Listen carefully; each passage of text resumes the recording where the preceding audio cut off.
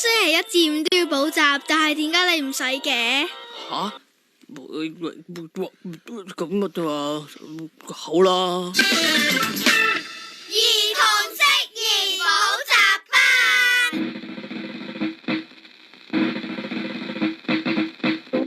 喂，泰山叔。朱芬姨。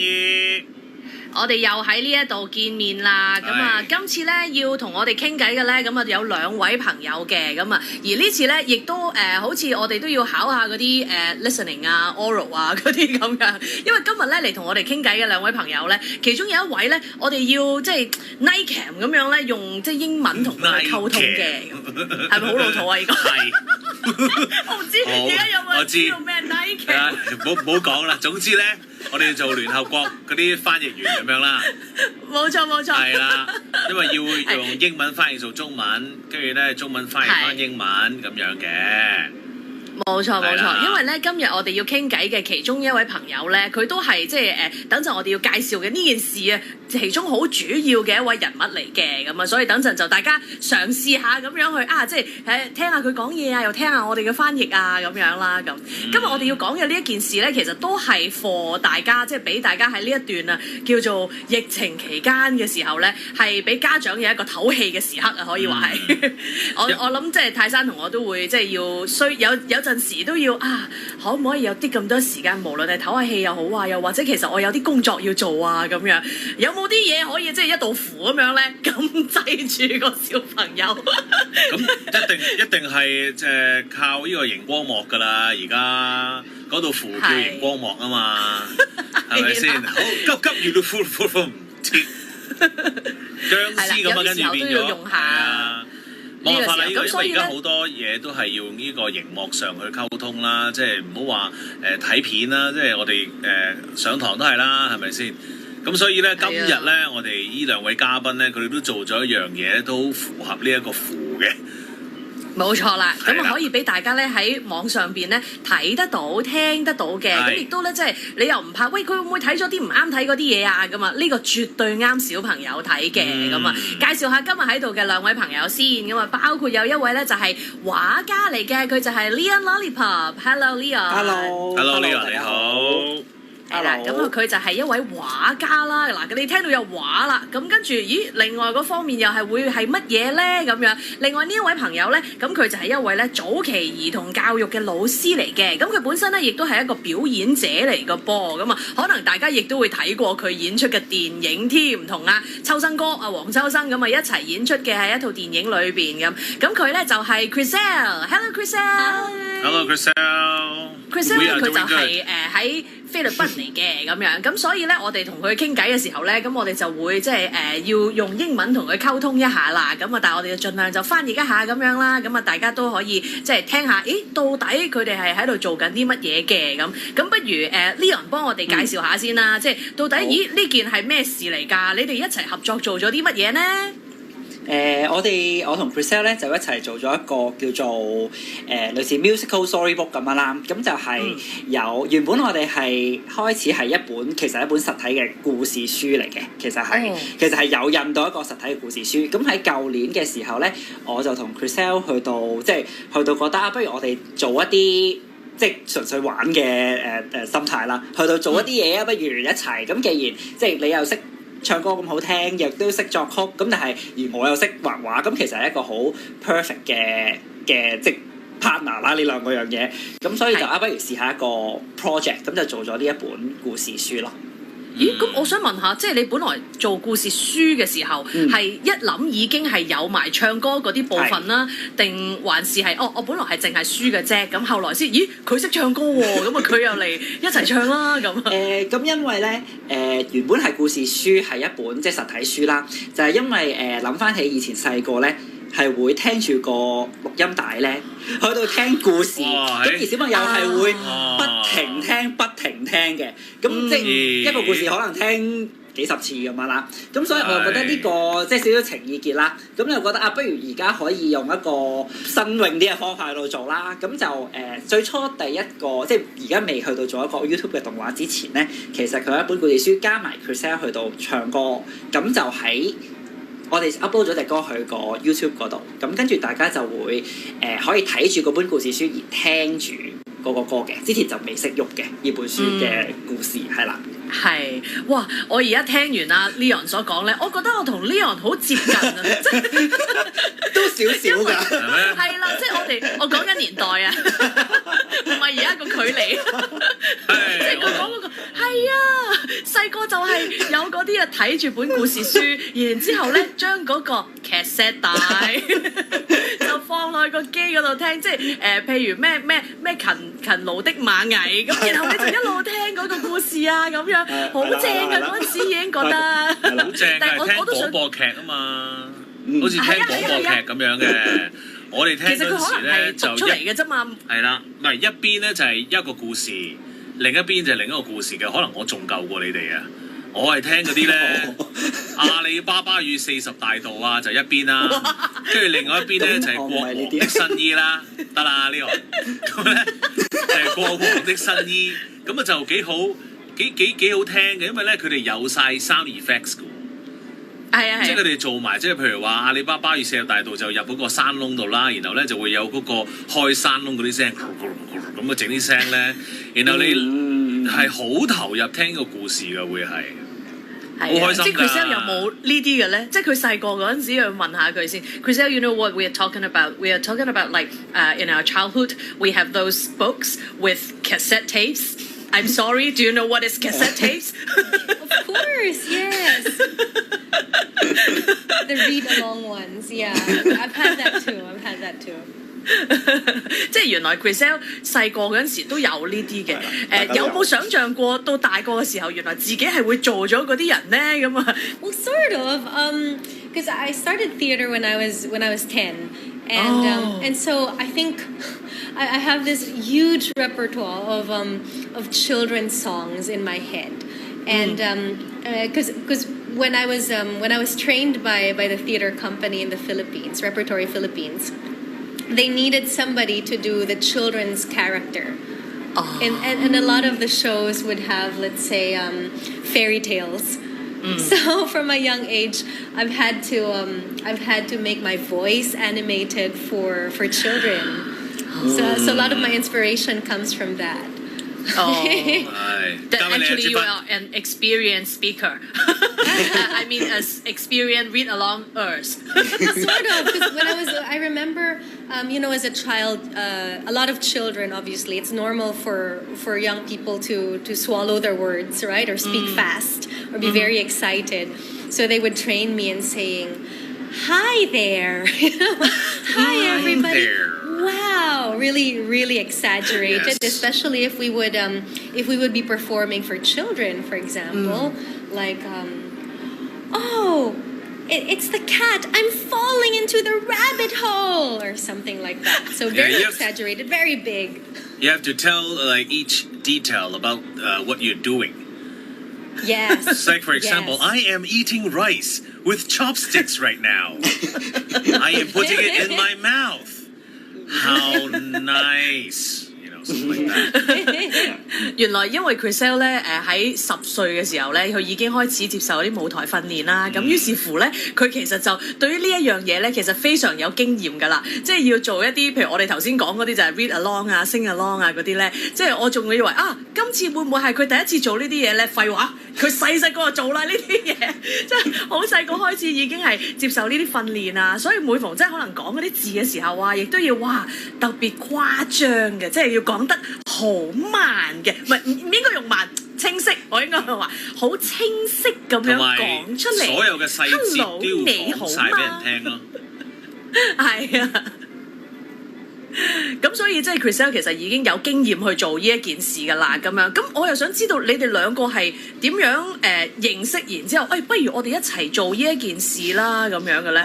你點Leon你點識得佢嘅？好，因為我就響舊年咧，就喺一個商場嘅活動啦。咁其實嗰個係一個我自己做嘅一個畫展加埋故事書咁樣嘅，係啦。咁嗰陣時我就純粹作咗個故事，咁亦都即係畫咗個故事出嚟啦，係關於一隻貓貓咁樣。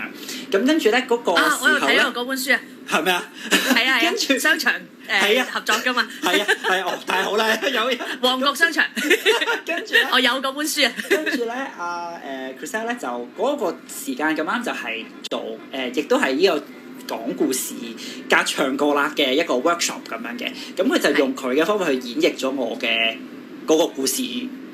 即係出嚟啦，做咗啲 workshop。咁我去咗去睇啦，亦都係啦，去到即係睇下點樣可以用一個原來可以唱出嚟嘅一個故事咁樣。咁睇都估唔到係嘛？係咯，估唔到。咁跟住就覺得呢個講故事俾小朋友嘅方法，加埋即係佢亦都加埋啲動作啊，有少少即係遊戲嘅活性質喺裏邊。咁我就覺得係好有趣啦呢樣嘢。咁所以之後即係呢個 workshop 之後，咁即係大家見過識咗，咁就先至就再聯絡去到再諗下仲原來可以再有啲咩發生咧咁咯。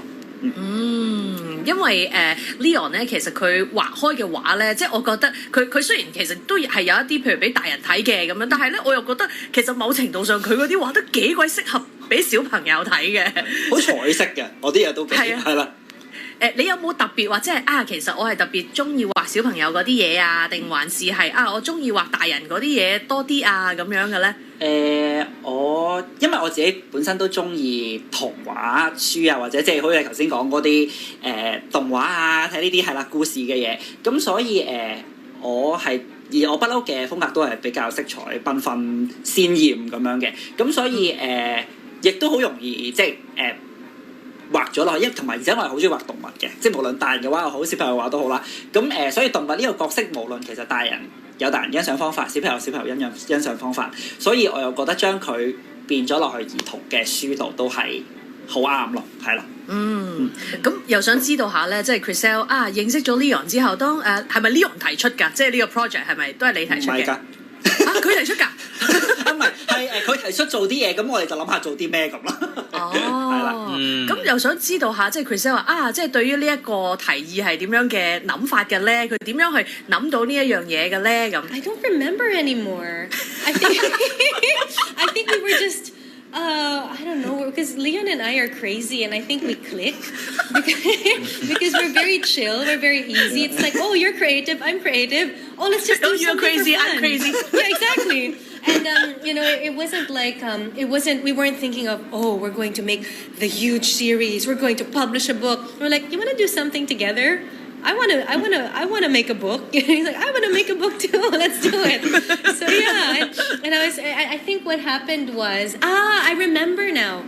Leon and I were looking through his paintings, and I said, you do such creative and colorful work. I said, this is going to be so attractive for children. And then he said, as a matter of fact, I do have material. And then boom, we brought out these really whimsical, fluffy characters. And I said, for a child, I mean, I would say it's delicious to look at. And I said, this is really creative. And there's a life and a spirit to his paintings. It doesn't look canned. It looks very fresh. And I asked him, like, would you like to do something that that can benefit children? And we thought the best way would be through literacy. And because there's a lot, when you make a book, there's a lot that families can do with it, and it can aid in the bonding of families. It can aid in language development. And I said, I've always wanted to make a sing-along book. And then at first, honestly, I don't think we took it that seriously. Like, we were just playing. We said, let's see where it goes. Yeah. And then we hung out. We had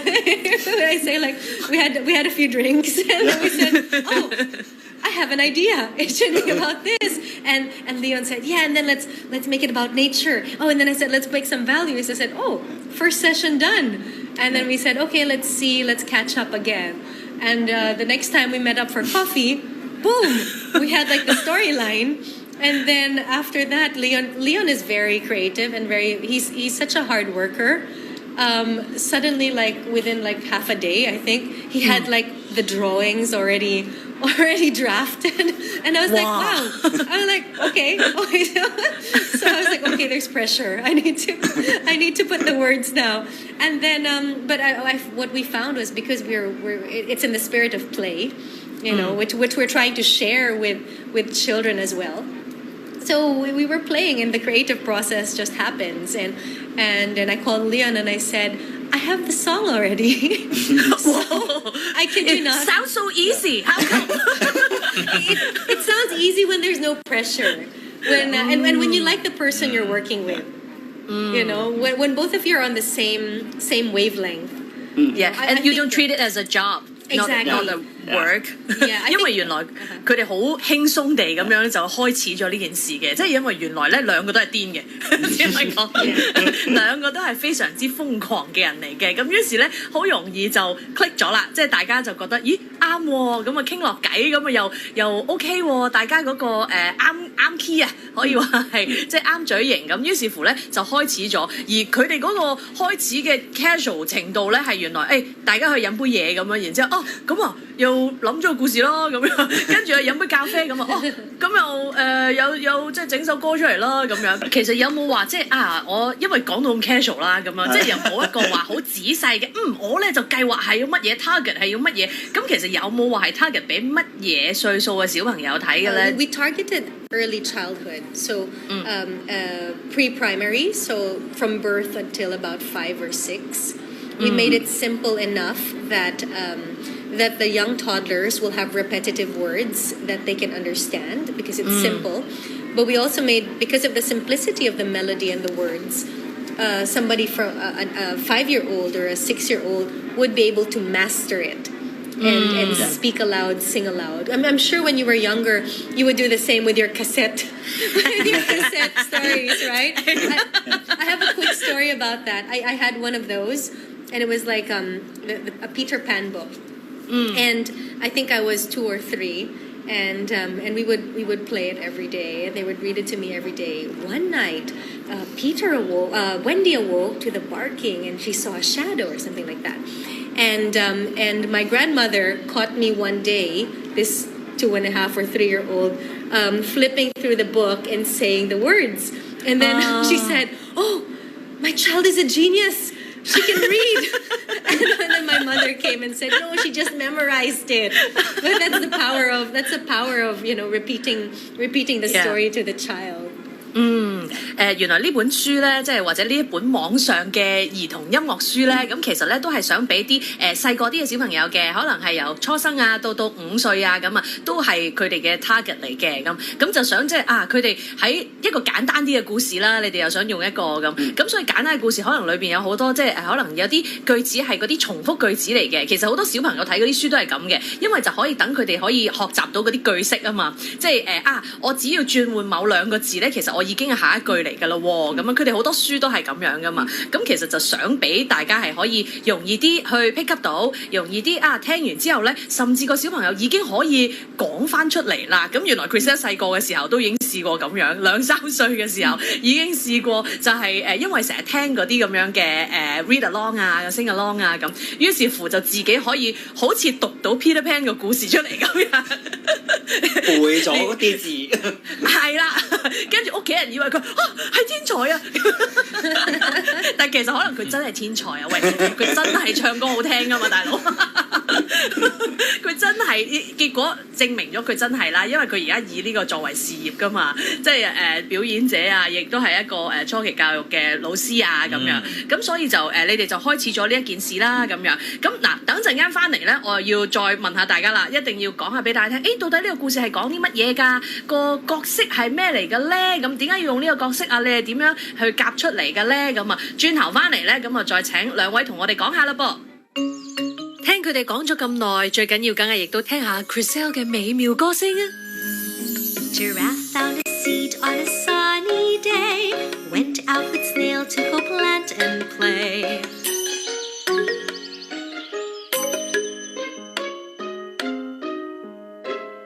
Dig, dig, dig, pop the seed into the hole.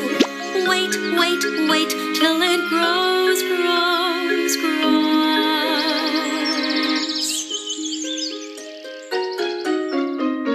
But then golden sun hid behind the clouds. Rain started falling and falling down.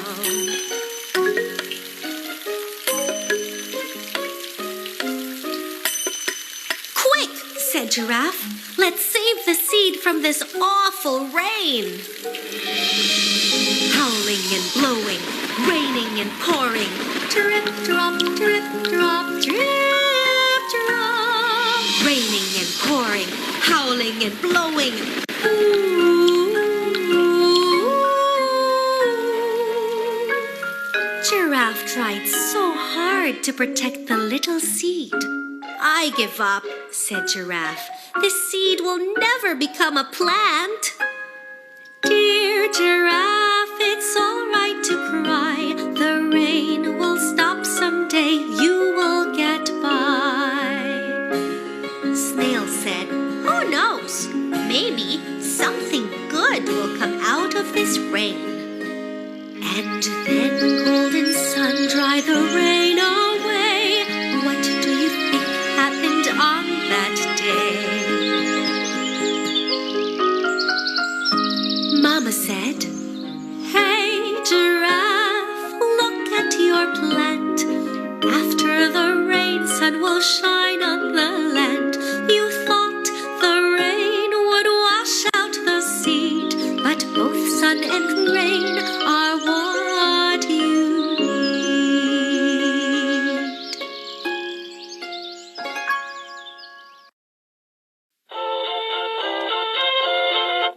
老豆，點解我星期一至到星期五都要去補習？點解你唔使嘅？吓，咁啊，好啦。兒童適宜補習班。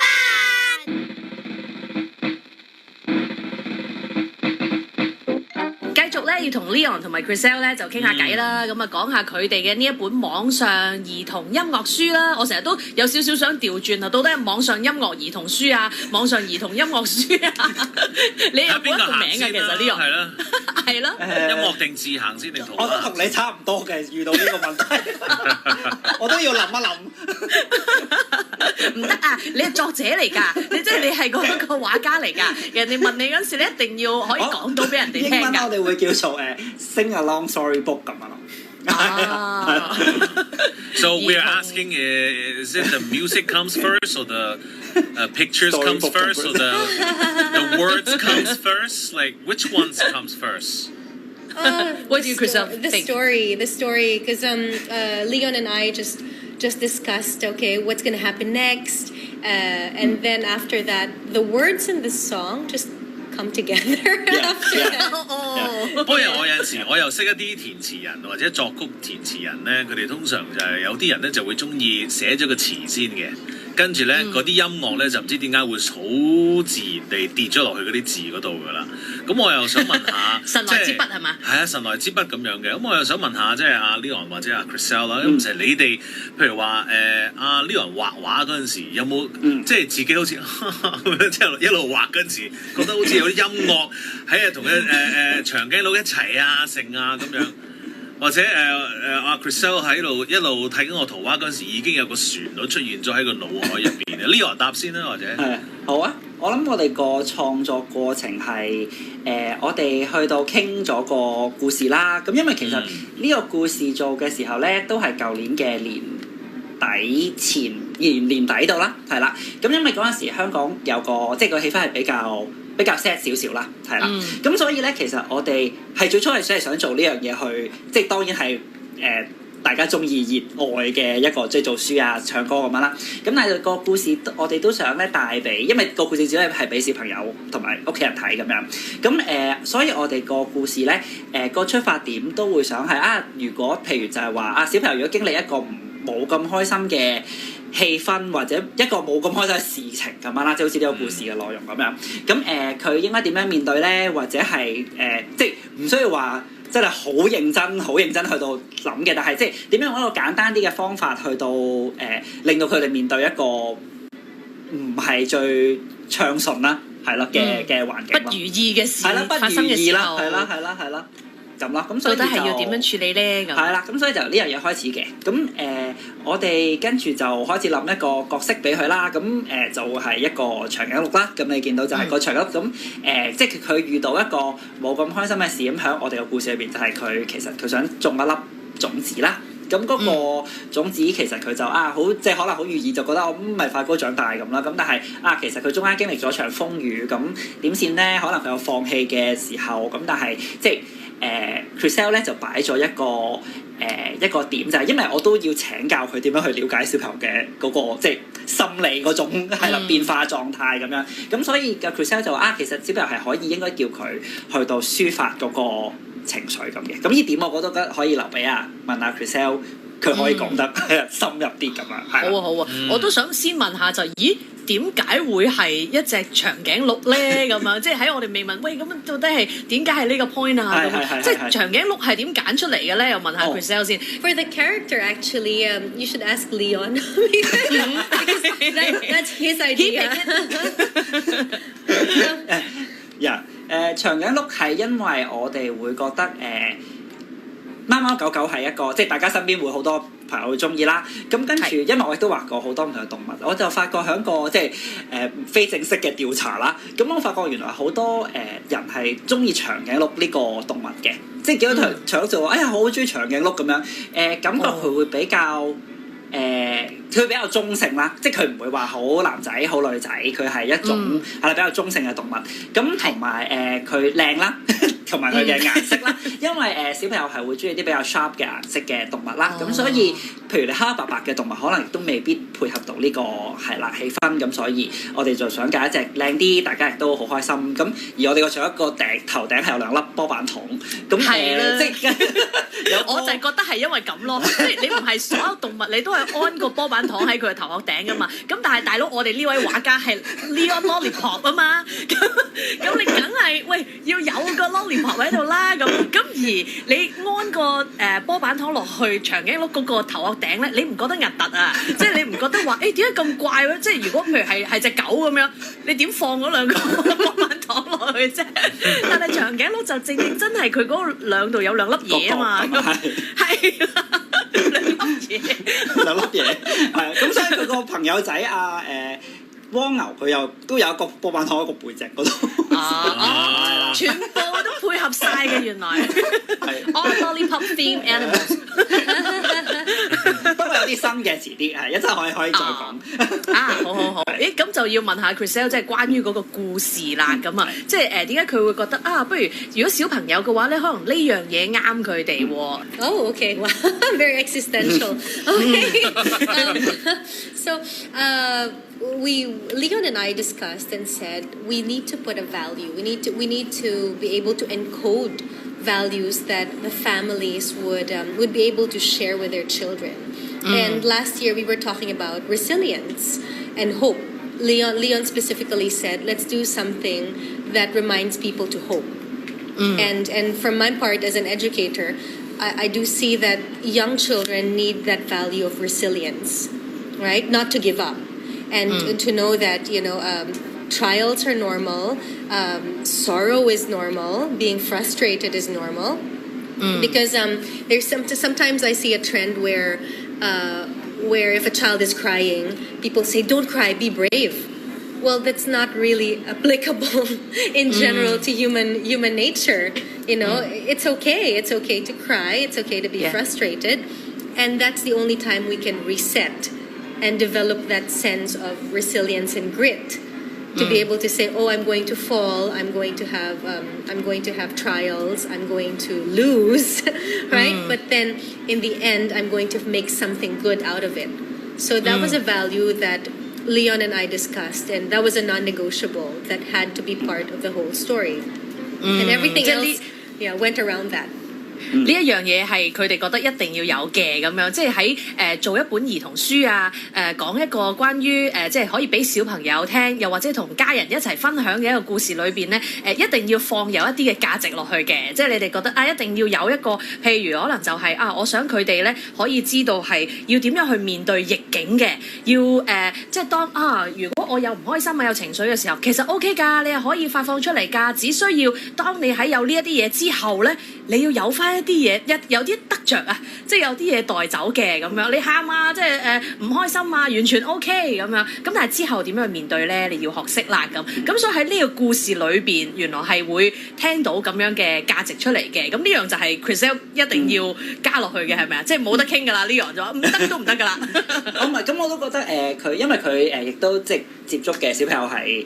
即係呢一群啦，咁所以我又覺得好好，即係每人嘅 input 就係佢就會講咗呢一個點係可以擺落去佢個經歷裏邊咯，係咯。係，咁所以就會即係出現呢個長頸鹿咧，係要面對一啲難題嘅咁樣，會有一啲逆境出現嘅咁樣，咁而最終咧係解決晒嘅。咁當然我哋唔可以講，唔好劇透啦。咁就即係大家要自己去睇下啦咁樣。咁我想問下嗱，有歌啦，又有即係畫面啦咁樣。咁跟住其他嗰啲嘢係咪都係你哋自己可以搞得掂啊？定還是係我哋就再揾人哋幫我哋，譬如可能做嗰個 MV 整成呢一個可以喺網上面大家睇得到嘅，因為變咗有少少係好似動畫咁樣㗎啦嘛。因為其實都係因為呢個疫情嘅休息期啦，大家嘅。咁因為之前我哋因為呢個原本呢個書本咧係舊年聖誕節已經出現咗嘅，咁一路其實大家都即係各自嘅朋友或者 Chriselle 嘅學生仔其實都覺得好開心、好中意咁樣啦。咁去到即係真係過咗年係啦，啱啱疫情開始嘅時期，咁因為大家都要留喺屋企啦，咁我哋就開始諗下其實呢一個不如擺上網，即係因為大家都開始要去喺網上揾各樣嘅娛樂或者家長要娛樂啲小朋友咁樣，咁我哋就不如睇下可唔可以再令到嗰個即係原本已經有段音樂嘅，但係就個書本嘅內容就唔喺網上，咁所以之後就話Chriselle 就話不如我哋做個即係好似 music video 咁樣啦。咁我其實就喺疫情之前咧，我係唔識做任何呢啲嘢，我淨係做 2D 係我做嘅。你而家變咗識啊？哇！呢單嘢都幾勁喎。咁跟住係啦，我就話不如我又試下啦，即係我又當然唔會喐到好似卡通片咁嘅，因為其實我哋個即係個目標又唔係真係做一套卡通片，咁真係一本書，只不過即係 Chriselle 都有講過話，如果本書如果隻長頸鹿可以喐少少，咁其實都好好，咁我都覺得其實係書本嘅即係嗰個目標係即係一個靜止嘅畫面，只不過佢會有少少動態，令到佢唔使真係好似一個一個 flip 一個 present 咁樣咁悶，咁所以有個 PowerPoint 嘅，係啦 PowerPoint 咁樣好悶，咁所以我就即係嘗試用一個即係自學有限嘅技術啦，咁嚟到去到令到佢喐咯。哇！所以都係我哋兩個組。你哋真係疫情期間係增值自己喎。係啊，好犀利。都係停課不停學，自己就製作咗呢一個出嚟嘅咁樣，即係剪嘢嗰啲咁，你又自己搞埋咯。我搞埋咯，而家係咯多咗一個技能啦，個人就即係好嘢喎。So Leon do the editing. You do the editing and make the animation. Yeah, I told you he's a hard worker. Yeah, absolutely. I think like 95% of why the book is here at all is because of Leon. He's like, okay, he's the one writing me saying, okay, I'm done with this. I'm done with that. Hey, look, now there's an animation. Very motivated. I know. 好犀利。Yeah, I'm the lazy one. He's the hardworking one. So you do the recording yourself too? Yes. So Stephanie Chan, who helped arrange arrange the music, the background, and the sound effects. I just went to her home actually. She set up a microphone and then we recorded it. Yeah.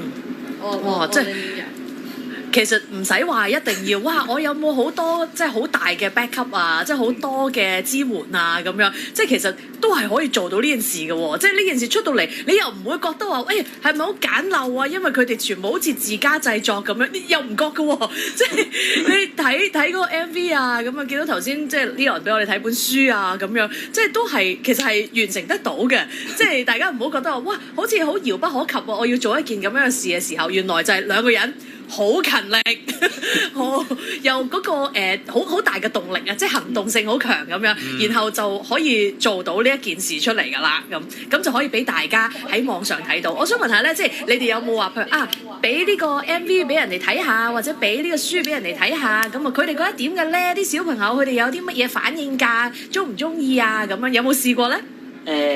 我同 Chriselle 有即係各自唔同嘅 group 啦，會收到呢一本書啦。咁因為我就即係正常係俾即係朋友啊，或者有小朋友嘅爹哋媽咪朋友嗰啲咁樣啦。咁佢哋會係咁，因為即我都會知道我係即係畫畫嘅人，咁所以佢哋又會覺得你個畫有音樂嘅而家，即或者已經有得唱出嚟，咁會係對佢嚟講係多一個新鮮感。咁你又可以問下 Chriselle 佢會多啲嘅，因為佢嘅係啦。So Chriselle, how was the feedback when you give this book or the music video to your children? I mean your students.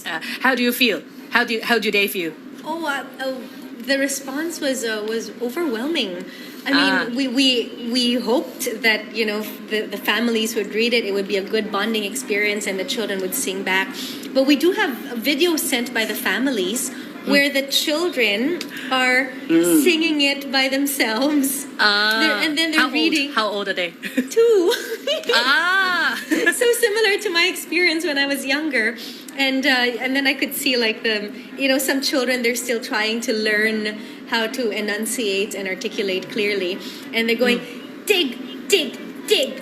Pop is in a hole. Wait. Grows. So and the families wrote us back today. Actually, I had a really nice message from a parent saying that she has the physical book at home, and her child usually wants to keep changing books, but she says that the child never says no to the book when she brings it out, and then he sings along. And it's amazing to hear that they've appreciated it that much, and that means that it's working. So it's very worth doing. So not in the making money way. I don't think we've are we in a plus for negative? 唔諗住賺錢嘅呢兩個人，佢哋根本諗住白做，即係總之做咗出嚟，原來即係啲人嘅回應係會好好嘅，好似頭先 Chriselle 所講就係啲小朋友佢哋係好中意啦咁，然之後仲要拍翻個片段翻嚟俾你睇，就係佢哋好努力喺度嘗試緊唱啊，2歲咁樣都嘗試喺度就算未識晒啲字嘅，但係都會試下唱翻出嚟啊咁樣，即係收到呢啲已經係飽晒啦，係咪咧？I just realized that not I just realized one of the things we realized is that the feedback from the families make me remember why music is so important. So it keeps us going, because when we made the story and I put the songs in, I really put musical patterns because I believe that the children learn through these patterns. Let's say there's a part there that goes raining and pouring, howling and blowing, drip drop, drip drop, drip drop.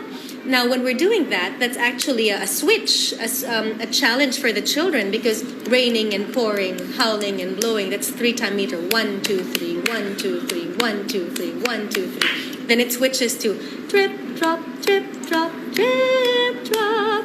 It's a different meter.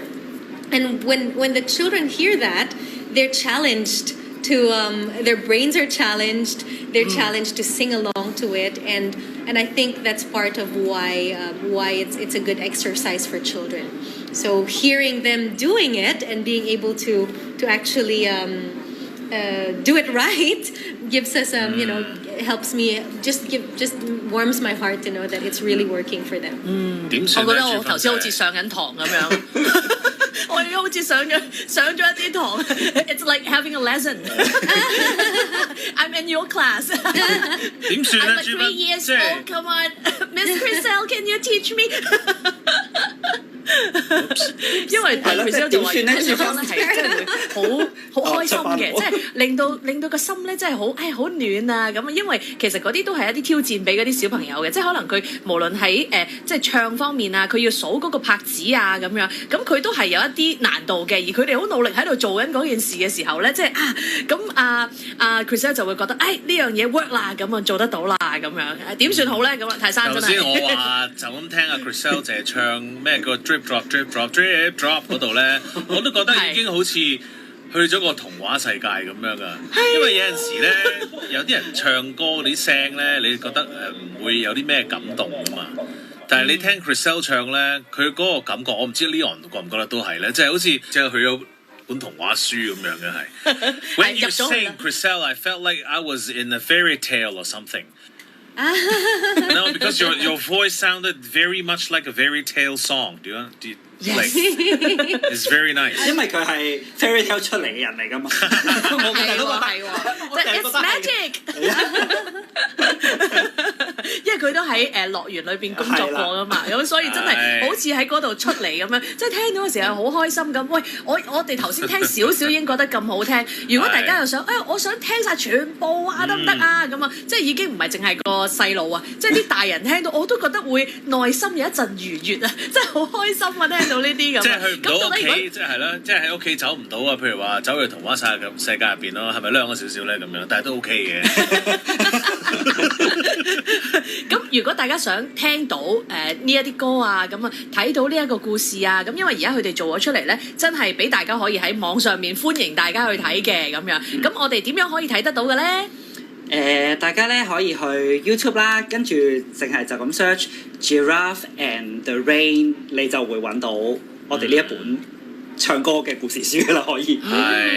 即係長頸鹿同埋啲雨水。冇錯啦。我想邀請阿 Chriselle 咧，睇下可唔可以喺個節目完結之前咧，就當我哋呢個係一個堂完結咗，然後唱走我哋。可能有喎，我覺得係啊，我覺得佢應該有。啲老師會係咁啊。So 你邀請佢，你試下。Chriselle, I would like to invite you, as the program, as our show is ending this segment, can you like do a goodbye song or ending song to send us off? Like, okay. Goodbye. This is the end of the story. It's now time to sleep or time to go have a snack. How's your usual practice in your class? How do you practice? Like treat us as Okay. I'll sing something from Kinder Music, which I teach. It's a program from the U.S. which we license in Hong Kong. I go, everybody wave and sing goodbye. Everybody wave and sing goodbye. Everybody wave and sing goodbye. Sing goodbye, goodbye. And then you do, everybody clap and sing goodbye. Everybody clap and sing goodbye. Everybody clap and sing goodbye. Sing goodbye, goodbye. 好圓滿啊！我覺得今日真係好圓滿啊！呢度好舒服。有咩音樂節目啊？你呢個 There is a phrase in Cantonese will say, "Oh, my ears are pregnant." 耳朵懷孕系列啊 I know， 但係用英文講出嚟好奇怪，好怪，好就怪用英文講，留翻喺網上講啊嘛。When you say it in English, it's creepy. 非常之多謝 Leon 同埋 Chriselle 啦，同我哋分享咗佢哋嘅故事書啦，亦都好多謝佢哋咧，因為呢件事免費就擺喺網上面俾大家睇啦，咁所以真係喺呢個疫情期間，大家歡迎快啲上去睇下聽下，俾你嘅小朋友去聽下，咁啊又或者俾你自己休息幾分鐘啦，各位父母辛苦晒啦，咁啊 ，Thank you very much Chriselle， Thank you， 多謝 Leon， 多謝 Leon，Thank you， 多謝晒。拜拜你條尾。